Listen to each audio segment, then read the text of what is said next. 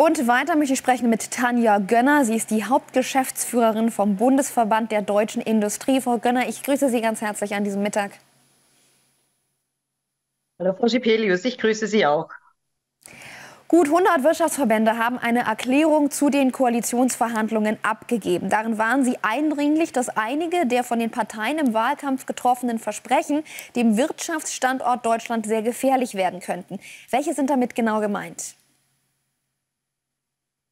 Uns geht es darum, dass völlig klar ist, dass das Thema Wachstum in den Fokus dieser Verhandlungen gelegt werden muss, weil tatsächlich wir ohne wirtschaftliches Wachstum in diesem Land auch den sozialen Zusammenhalt dauerhaft nicht gewährleisten können. Es geht darum, dass wir tatsächlich Strukturreformen benötigen. Es geht darum, dass wir tatsächlich für den Standort ein wettbewerbsfähiges Unternehmenssteuerrecht brauchen. Das heißt eine Senkung auf maximal 25%.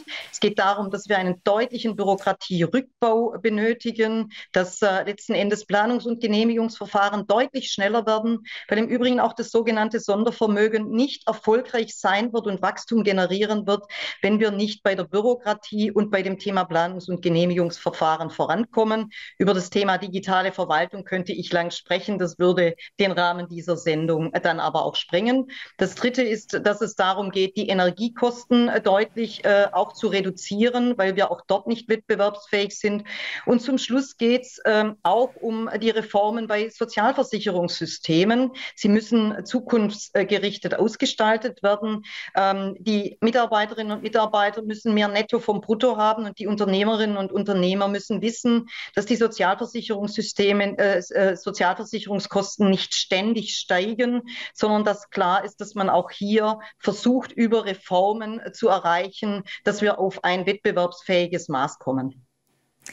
Frau Gönner, lassen Sie uns auch noch auf eine andere Thematik blicken, die jetzt noch mal zusätzlichen Druck auf die Koalition auch ausübt, und zwar die Zölle von Donald Trump. Diese geplanten Strafzölle beeinflussen nicht alle Branchen gleichermaßen. Welche sind denn besonders getroffen? Denn der Bundesverband der deutschen Industrie warnte ja hier vor gravierenden Auswirkungen.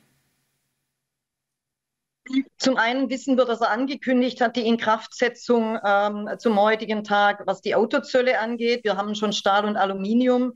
Und ich glaube, es ist im Moment unendlich schwierig zu sagen, was er denn unter seinem sogenannten Liberation Day tatsächlich dann auch versteht. Das werden wir morgen früh dann gemeinsam auch analysieren.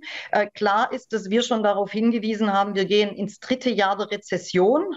Wenn die Zölle kommen, werden wir noch tiefer in diese Rezession gehen. Das wird in etwa 0,4% zusätzlich das Wirtschaftswachstum belasten. Und deswegen geht es darum, erst einmal das Ganze sich anzuschauen, dann gemeinsam zu handeln. Entscheidend ist, dass er uns alle nicht auseinander dividieren darf und dass man klug überlegen muss, was kann die Reaktion sein. Wir wissen aus verschiedenen Branchen, dass im Übrigen Amerika auch sehr abhängig, auch von Produkten aus Deutschland und Europa ist.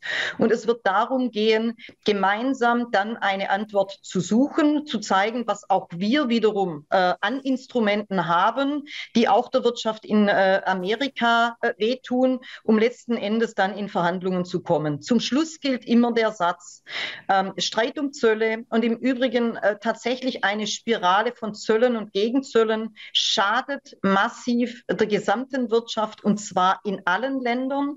Und es führt dazu, dass in Wirklichkeit Verbraucherinnen und Verbraucher deutlich höhere Preise zahlen müssen. Das ist nicht im Interesse auch der USA. Aber zugleich geht es darum, dass wir unsere eigenen Instrumente auch zeigen müssen, um dann eben in seine Logik des Dealens hineinzugehen. Und wir müssen transaktional denken, wie er, dass auch Dinge miteinander verbunden werden, die man bisher nicht miteinander verbunden hat. Das ist nicht gut, aber zugleich glaube ich, nur dadurch, dass wir gemeinsam und stark auftreten, unsere Stärken kennen, wir tatsächlich auch Lösungen finden werden.